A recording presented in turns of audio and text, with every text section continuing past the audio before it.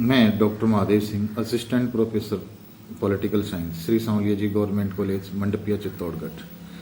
आज हम पढ़ेंगे निर्वाचन आयोग, जिसे हम इलेक्शन कमीशन या चुनाव आयोग भी कहते हैं। जैसा कि हम जानते हैं, भारत एक लोकतांत्रिक गणराज्य है और लोकतांत्रिक गणराज्य के अंदर जनता संप्रभु होती है, जनता ही शासकों का चुनाव करती है। लोकतांत्रिक गणराज्य में सभी नागरिकों को वोट देने और निर्वाचित होने का अधिकार होता है, यानी कि वो चुनावी प्रक्रियाओं में भाग लेने का उनको मताधिकार होता है या अधिकार होता है।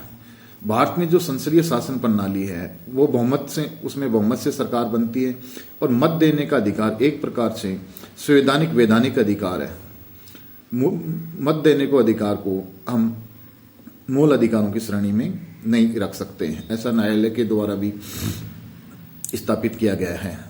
जो वोट देने का जो लीगल राइट है वो भारत के प्रत्येक वयस्क नागरिक, यानी जो 18 वर्ष का हो गया है, उसको बिना किसी भेदभाव के, वो चाहे जाति के आधार पर, रंग के आधार पर, नस्ल के आधार पर हो, जेंडर के आधार पर हो, किसी भी प्रकार के आर्टिफिशियल आधार के ऊपर उसको व्यक्ति को अपने वोटिंग राइट से वंचित नहीं किया जा सकता। और कोई भी व्यक्ति राष्ट्रपति से लेकर विधायक, सरपंच तक का चुनाव लड़ सकता है, पंच सरपंच तक का चुनाव लड़ सकता है, बशर्ते कि वो संविधान के अंदर या चुनावी जो नियम बने हुए हैं उनके अंदर जो निर्धारित योग्यताएं हैं उनको वो पूर्ण करता हो। संविधान में निर्वाचन आयोग, निर्वाचन की विधि और निर्वाचन आयोग का गठन, उसकी शक्तियां, उसके कृत्यों का प्रावधान किया गया है। परंतु निर्वाचन से संबंधित जो विस्तृत उपबंध या प्रावधान किए गए हैं वो निम्नलिखित एक्ट्स जो पार्लियामेंट से बनाए गए उनके अंदर विस्तृत रूप से किया गया है। पहला है राष्ट्रपति उपराष्ट्रपति निर्वाचन अधिनियम 1952, लोक प्रतिनिधित्व अधिनियम 1950 एवं 1951 और परिसीमन अधिनियम 1969। संवैधानिक प्रावधान जो हैं चुनाव से जुड़े हुए वो भारत के संविधान के अनुच्छेद 325 में निर्वाचन आयोग का प्रावधान किया गया है और उसमें कहा गया है कि निर्वाचन आयोग प्रत्येक प्रादेशिक निर्वाचन क्षेत्र, जिसे कॉन्स्टिट्यूएंसी कहते हैं, के लिए एक साधारण निर्वाचन नामावली यानी वोटर लिस्ट तैयार करेगा। सभी निर्वाचकों के लिए बेशक मताधिकार दिया गया है, 18 वर्ष या 18 वर्ष से अधिक के व्यक्ति को वोटिंग राइट है।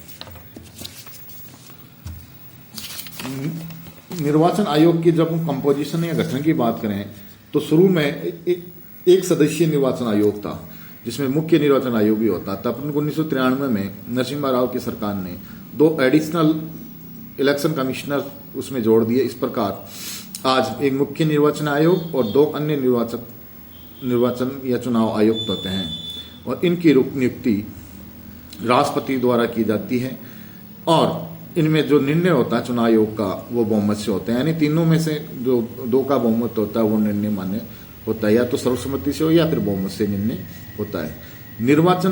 मुख्य निर्वाचन आयुक्त और अन्य निर्वाचन आयुक्त की नियुक्ति राष्ट्रपति 6 वर्ष या 65 वर्ष की आयु जो भी पहले हो के लिए करता है और इनको हटाने की प्रक्रिया वही है जो उच्चतम न्यायालय के न्यायाधीश की रीति होती है, यानी संसद एक प्रकार से जिस पर सुप्रीम कोर्ट के जज को उठाते हैं उसी प्रकार चुनाव आयुक्तों को भी उठाती है। और चुनाव आयोग एक संवैधानिक कॉन्स्टिट्यूशनल निकाय है।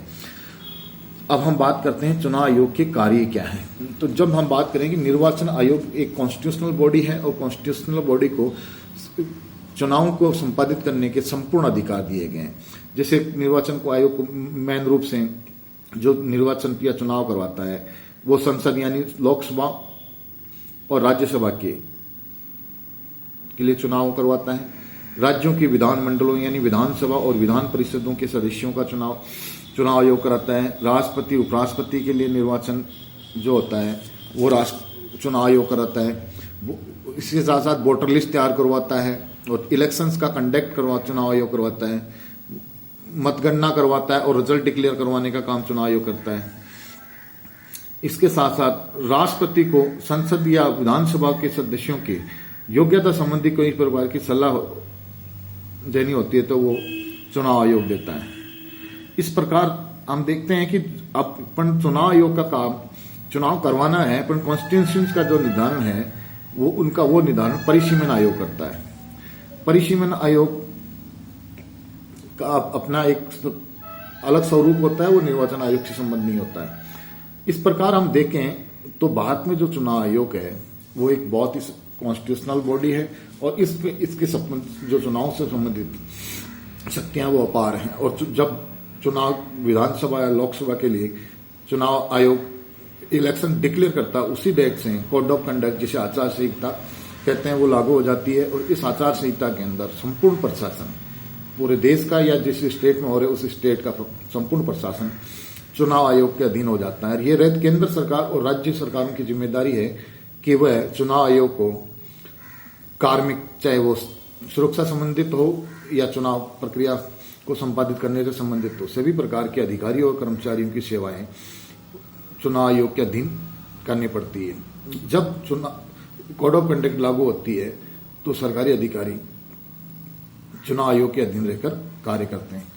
इस प्रकार हम देखें तो भारत का एक जो चुनाव आयोग है वो बहुत ही सशक्त सक्रिय चुनाव आयोग है और भारत जैसे विश्व के सबसे बड़े लोकतांत्रिक देश में चुनावों का निष्पक्षता से और निर्भयता से संचालन करना चुनाव आयोग के लिए बहुत बड़ी चुनौती होती है, जिम्मेदारी होती है। भारत का चुनाव आयोग इस जिम्मेदारी को सफलतापूर्वक संपादित करता आया। आज विश्व के अंदर हम देखें तो कई देश अपने चुनाव के लिए भारत के निर्वाचन आयोग से निवेदन करता है। तो इस प्रकार भारत का जो निर्वाचन आयोग है वो वास्तव में एक जिम्मेदार और सक्षम चुनाव आयोग है।